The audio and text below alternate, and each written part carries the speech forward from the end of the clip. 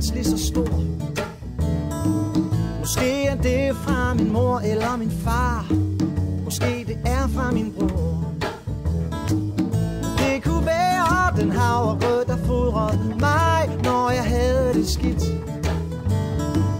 Og det kunne være forlængelsen af de nederlag, jeg har lidt. Jeg anede overhovedet ikke, jeg havde det. Når jeg ser på andre mennesker, så er det til at se. Er det til at se, jeg har den længste arm i verden. Den længste arm i verden. Den længste arm i verden. Og jeg holder dig i den. Ja, man holder dig i den. Ja, jeg holder dig straks ud.